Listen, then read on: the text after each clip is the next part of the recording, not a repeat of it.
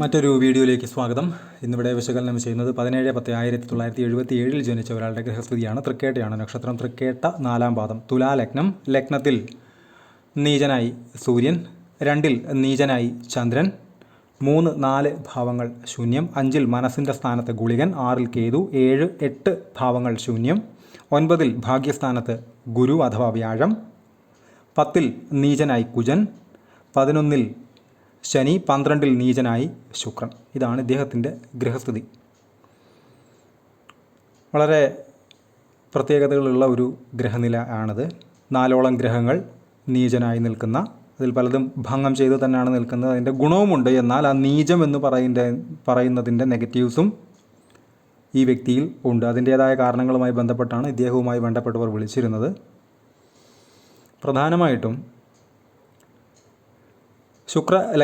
ലഗ്നത്തിൽ നീചനായി സൂര്യൻ വർഗോത്തമം ചെയ്ത്, അതേപോലെ തന്നെ ലഗ്നാധിപനായിട്ടുള്ള ഗ്രഹം ശുക്രൻ 12-ൽ നീചനായി സുഹൃത്ത് ബുധനോടൊത്തും അതേപോലെ തന്നെ രാഹുവിനോടൊത്തും നിൽക്കുന്നു. അതിൽ തന്നെ സുഹൃത്തായ ബുധൻ വർഗോത്തമം ചെയ്താണ് നിൽക്കുന്നത്. ഈ ശുക്രൻ രാഹു ബുധൻ കോമ്പിനേഷൻ വളരെ ശ്രദ്ധിക്കേണ്ടത് തന്നെയാണ്. അതേപോലെ തന്നെ ശ്രദ്ധിക്കേണ്ടതാണ് എന്ന് പറഞ്ഞു കഴിഞ്ഞാൽ, വിവാഹ ജീവിതത്തിൽ കറക്റ്റായിട്ടല്ല അളന്ന് മുറിച്ച് കാര്യങ്ങൾ കൊണ്ടുപോയില്ല എങ്കിൽ എന്തെങ്കിലുമൊക്കെ പുറത്തെ മാലിന്യങ്ങൾ കലരാൻ ഉള്ള സാധ്യത, അതങ്ങനെ കലർന്നു അതിനെ സംബന്ധിച്ച് ധാരാളം വിഷയങ്ങൾ, അതല്ല എങ്കിൽ ബുദ്ധിമുട്ടുകൾ ഇദ്ദേഹത്തിൻ്റെ കുടുംബം ഫേസ് ചെയ്യുന്നുണ്ട്. അപ്പോൾ ഇവിടെ ഇദ്ദേഹത്തിൻ്റെ ഈ ശുക്രൻ ലഗ്നാധിപൻ തന്നെ രാഹുവിനോടൊത്ത്, പൊതുവേ മുൻപ് ധാരാളം വീഡിയോകളിൽ പറഞ്ഞിട്ടുള്ളതാണ്, ശുക്രൻ രാഹു കോമ്പിനേഷൻ വളരെ ശ്രദ്ധിക്കേണ്ടത് തന്നെയാണ്. പ്രത്യേകിച്ച് പ്രണയ അസ്ഥിതകൾ പോലെയുള്ള കാര്യങ്ങളിൽ അഗ്രഗണ്യരാണ് ശുക്രനും രാഹുവും. അത് ലഗ്നാധിപത്യം വഹിച്ച് തന്നെ നീചനായിട്ടുള്ള ശുക്രൻ, അവിടെ രാഹു, മാത്രമല്ല ബുധൻ. അപ്പോൾ അത്തരം കാര്യങ്ങളുമായിട്ടൊക്കെ ബന്ധപ്പെട്ടിട്ട് ധനം, പണം സൂക്ഷിച്ചില്ല എങ്കിൽ കൈയും കണക്കും ഇല്ലാതെ നഷ്ടപ്പെടാനുള്ള സാധ്യത വളരെ വളരെ കൂടുതലാണ്. അത് അങ്ങനെ തന്നെയാണ്, ലക്ഷങ്ങൾ തന്നെ മാറിയിട്ടുണ്ട് എന്നറിയാൻ കഴിഞ്ഞു. മാലിന്യം കലർന്ന ബന്ധങ്ങൾ വന്നു ചാടും, അതിനുള്ള സാഹചര്യങ്ങൾ സൃഷ്ടിക്കപ്പെടും. കാരണം വിവാഹകാരകൻ കൂടിയാണ് ശുക്രൻ, പ്രണയത്തിൻ്റെ കാരകനാണ് ശുക്രൻ, റിലേഷൻഷിപ്സിൻ്റെ കാരകനാണ് ശുക്രൻ. അതിനോടൊത്ത് രാഹു കലർന്ന, അല്ലാതെ ഏത് പൊസിഷനിൽ നിന്നാലും പ്രത്യേകിച്ച് 12-ൽ അതീവ ശ്രദ്ധ കൊടുത്ത് മാത്രമേ മുന്നോട്ട് പോകാവൂ. മാത്രവുമല്ല ഇദ്ദേഹത്തിൻ്റെ ലഗ്നാൽ 5-ൽ ഗുളികൻ ഉണ്ട്. ഒരു പ്രത്യേകതരം മൈൻഡ് സെറ്റ് ഉണ്ടാകും. 5-ാം ഭാവാധിപനായിട്ടുള്ള ഗ്രഹം നിൽക്കുന്നത് 11-ൽ ശത്രുക്ഷേത്രത്തിൽ രാഹുവിൻ്റെ തന്നെ ദൃഷ്ടിയിലാണ്.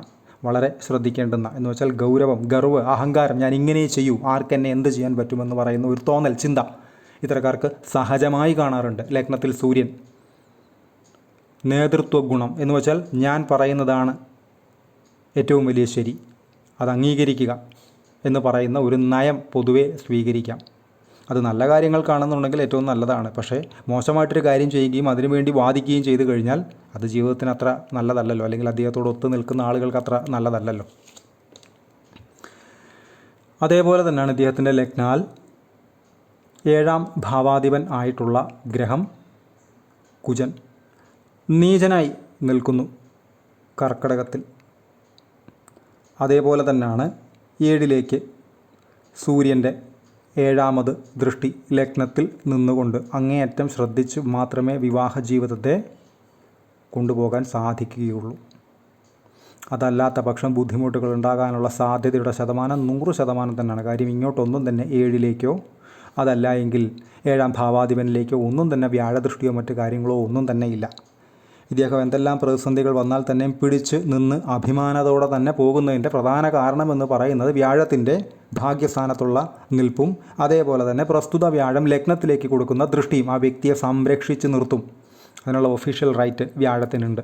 എന്തെല്ലാം ക്രൈസിസ്, പ്രതിസന്ധികളിൽ ചെന്ന് പെട്ടാൽ തന്നെയും വ്യാഴം ഏതെങ്കിലുമൊക്കെ രൂപത്തിൽ, ഭാവത്തിൽ അദ്ദേഹത്തിന് സംരക്ഷണം കൊടുക്കും എന്ന് സാരം. അതങ്ങനെ തന്നെയാണ് സംഭവിച്ചുകൊണ്ടിരിക്കുന്നത്. അവരൊറ്റ കാരണം വലിയ ഒരു റീസൺ തന്നെയാണ്. ധനസംബന്ധമായിട്ടുള്ള കാര്യങ്ങൾക്കൊക്കെ നല്ലതാണ്. അദ്ദേഹം ധനികനാണ്, ധാരാളം പണമുണ്ട്.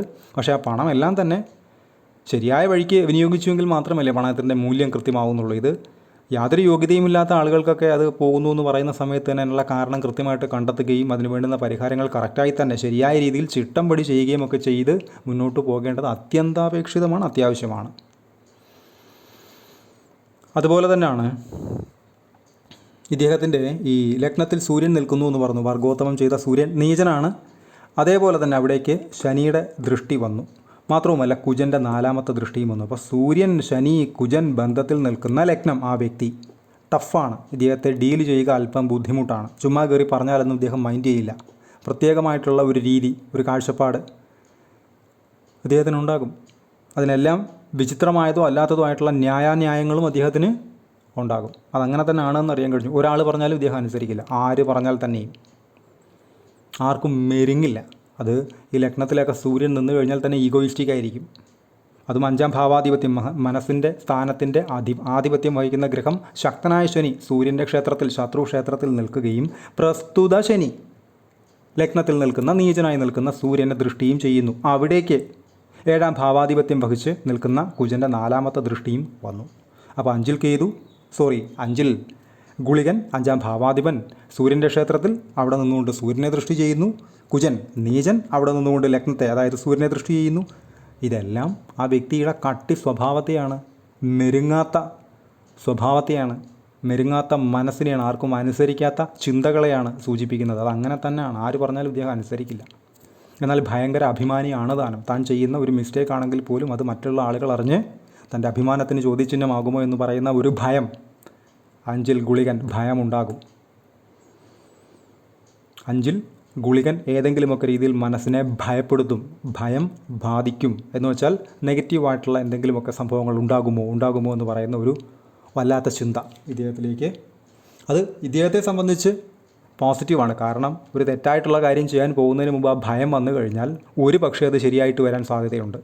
പക്ഷേ അപ്പോഴും ലഗ്നാധിപനായിട്ടുള്ള ഗ്രഹം ശുക്രനാവുകയും അത് നീചനായിട്ട് നിൽക്കുകയും അത് രാഹുവിനോടൊത്ത് നിൽക്കുകയും പ്രത്യേകിച്ചും ബുധനോടൊത്ത്, വർഗോത്തമം ചെയ്ത ബുധനോടൊത്ത് 12ൽ നിൽക്കുകയും ചെയ്യുന്ന സമയത്ത് എല്ലാ കാലവും ഇത്തരം ഏടാകൂട ബന്ധങ്ങളൊക്കെ ഒന്ന് ശ്രദ്ധ കൊടുത്താൽ പോകുന്നത് അത്യാവശ്യം തന്നെയാണ്. മാത്രവുമല്ല 7ാം ഭാവാധിപനായിട്ടുള്ള ഗ്രഹം നീചനായിട്ട് വരികയും അത് കർക്കിടകത്തിൽ നീചനായി നിൽക്കുകയും ഒക്കെ ചെയ്യുന്ന സമയത്ത് വിവാഹ സംബന്ധമായിട്ടുള്ള കാര്യങ്ങളിൽ അതീവ ശ്രദ്ധ അത്യാവശ്യം തന്നെയാണ്. കാരണം നീചനായി ശനിയുടെയും കുജൻ്റെയും ദൃഷ്ടി ഏറ്റു നിൽക്കുന്ന സൂര്യൻ്റെ 7ാം ദൃഷ്ടിയിലാണ് 7ാം ഭാവം നിൽക്കുന്നത്. അതിൻ്റെ അധിപൻ നീചനുമാണ്. ഇവിടേക്കൊന്നും തന്നെ വ്യാഴത്തിൻ്റെ ദൃഷ്ടിയുമില്ല. വിവാഹകാരകൻ 12ലാണ്, നീചനാണ്, രാഹുവിനോടൊത്താണ് നിൽക്കുന്നത്. അപ്പോൾ അതീവ ശ്രദ്ധ അത്യാവശ്യമായിട്ട് തന്നെയാണ് ഇത്തരം കാര്യങ്ങളിൽ. അശ്രദ്ധമായിട്ട് ഇത്തരം കാര്യങ്ങളെ കണ്ടു കഴിഞ്ഞാൽ അത് ജീവിതം ബുദ്ധിമുട്ടിലാക്കുമെന്നതിൻ്റെ ഏറ്റവും വലിയ സൂചനകൾ തന്നെയാണ്. മാത്രമല്ല ഈ ശനി എന്ന് പറയുന്നത് ഗുളിക ഭവനാധിപനായ ശനിയാണ്. എന്ന് വെച്ചാൽ ശനിയുടെ ഭവനത്തിൽ ഗുളികൻ വസിക്കുന്നു. ശനി ഗുളികൻ ഡെഡ്ലി കോമ്പിനേഷനാണ്. 5ൽ ഗുളികൻ നിൽക്കുകയും ശനി ആധിപത്യം വഹിക്കുകയും പ്രസ്തുത ശനി സൂര്യൻ്റെ ക്ഷേത്രത്തിൽ നിൽക്കുകയും പ്രസ്തുത സൂര്യൻ നീചനായി നിൽക്കുകയും ആ ശനി സൂര്യനിലേക്ക് ദൃഷ്ടിയും ചെയ്യുന്നു എന്ന് പറയുന്നത് അല്പം ടഫ് തന്നെയാണ്. അല്പം ഹാർഡായിട്ടുള്ള സാഹചര്യങ്ങളിലൂടെ സഞ്ചരിക്കേണ്ടതായിട്ട് വരെ അങ്ങനെ സഞ്ചരിച്ചിട്ടുണ്ട്. അത് ഒരുവിധം വ്യാഴത്തിൻ്റെ ദൃഷ്ടിയൊക്കെ ഉള്ളത് കൊണ്ട് ഇലയ്ക്കും മുള്ളിനും കേടില്ലാത്ത രീതിയിൽ ഓവർകം ചെയ്യാൻ കഴിഞ്ഞു, അതിജീവിക്കാൻ കഴിഞ്ഞു. പക്ഷേ അവിടെ നിന്ന് പഠിക്കേണ്ടുന്ന പാഠം കൃത്യമായിട്ടല്ല പഠിക്കുന്നതെങ്കിൽ ബുദ്ധിമുട്ടാനുള്ള സാധ്യത വളരെ വളരെ കൂടുതലാണ്. അതുപോലെ തന്നെയാണ് ഇദ്ദേഹത്തിൻ്റെ ദശകൾ എടുത്തു കഴിഞ്ഞാൽ ബുധദശയിൽ ജനിച്ചു 81 വരെ ബുധൻ, അതിനുശേഷം 7 കൊല്ലം കേതു 88 വരെ, അതിനുശേഷം 20 കൊല്ലം ശുക്രൻ 2008 വരെ, അതിനുശേഷം സൂര്യൻ 2014 വരെ 6 കൊല്ലം, അതിനുശേഷം 10 കൊല്ലം ചന്ദ്രൻ 2024 വരെ, ശേഷം 2031 വരെ കുജൻ, അതിനുശേഷം രാഹു ഗുരു ശനി എന്നീ ക്രമത്തിലാണ് ഇദ്ദേഹത്തിൻ്റെ ദശകൾ കടന്നു പോകുന്നത്. അതിൽ തന്നെ ചൊവ്വയിൽ ശനി 2026 ജൂലൈ 5 തൊട്ട് 2027 ഓഗസ്റ്റ് 15-ാം തീയതി വരെ ചൊവ്വയിൽ ശനി. എങ്ങനെയുള്ള ചൊവ്വ? 2ൻ്റെയും 7ൻ്റെയും ആധിപത്യം വഹിച്ച് കർക്കിടകത്തിൽ നീചനായി നിൽക്കുന്ന കുജൻ. 10ലാണ്. തൊഴിൽ സംബന്ധമായിട്ടൊക്കെ നേട്ടവും ഗുണവും എല്ലാം ഉണ്ട്, സത്യം തന്നെയാണ്. പക്ഷേ വിവാഹ സംബന്ധമായിട്ടുള്ള കാര്യങ്ങളിൽ അതീവ ശ്രദ്ധ അത്യാവശ്യമാണ്. ശനി 4ൻ്റെയും 5ൻ്റെയും ഭാവാധിപത്യം വഹിച്ച് 11ൽ സൂര്യൻ്റെ ക്ഷേത്രത്തിൽ നിൽക്കുന്ന ശനി. അതീവ ശ്രദ്ധ അത്യാവശ്യം തന്നെ വേണ്ടുന്ന ഒരു കാലയളവാണ് 2027 ഓഗസ്റ്റ് 15 വരെ എന്ന് പറയുന്നത്. എടുത്ത് ചാടി തീരുമാനങ്ങളെടുത്ത് അബദ്ധത്തിൽ പോയി പെട്ടാൽ ഊരി വരിക അല്പം ബുദ്ധിമുട്ടായിരിക്കും. ഈ 4ലേക്കൊക്കെ ഗുളികൻ്റെ ദൃഷ്ടിയും ഗുളികൻ്റെ 12ാമത്തെ ദൃഷ്ടി, 4ാം ഭാവാധിപനായിട്ടുള്ള ഗ്രഹം ശത്രുക്ഷേത്രത്തിൽ രാഹുവിൻ്റെയൊക്കെ ദൃഷ്ടിയിൽ വന്ന് നിന്ന് കഴിഞ്ഞാൽ ബാധ്യതകൾ സംബന്ധമായിട്ടുള്ള കാര്യങ്ങളിൽ നിന്നൊക്കെ പരമാവധി ഒഴിഞ്ഞു നിന്നാൽ ഏറെ നന്ന്. പ്രത്യേകിച്ചും ഈ സമയങ്ങളിലൊക്കെയാണ് ഈ പറയുന്ന ബാധ്യത പോലെ കാര്യങ്ങളിലേക്കൊക്കെയുള്ള അവസരങ്ങൾ വന്നു ചാടുക, അറിഞ്ഞോ അറിയാതെയോ ഒക്കെ. അവിടെ ബുദ്ധിപരമായി ആലോചിച്ച് വേണ്ടുന്ന പരിഹാരങ്ങളൊക്കെ എടുത്ത് തീരുമാനങ്ങളെടുത്ത് മുന്നോട്ട് പോയി കഴിഞ്ഞാൽ വലിയ തെറ്റുകുറ്റങ്ങൾ ഇല്ലാതെ തന്നെ പോകാം. എന്നാലും അതീവ ശ്രദ്ധ അത്യാവശ്യമായി വേണ്ടുന്ന ഒരു ഗ്രഹനില തന്നെയാണിത് എന്ന് തിരിച്ചറിയുക. പെയ്ഡ് കൺസൾട്ടേഷൻ ആവശ്യമുള്ള ആളുകൾക്ക് ഈ നമ്പറിൽ കോൺടാക്റ്റ് ചെയ്യാവുന്നതാണ്. കോൺടാക്ട് ഡീറ്റെയിൽസ് ഡിസ്ക്രിപ്ഷനിൽ കൊടുത്തിട്ടുണ്ട്. ഇത്തരം വീഡിയോസ് ഇനിയും തുടരും. നന്ദി.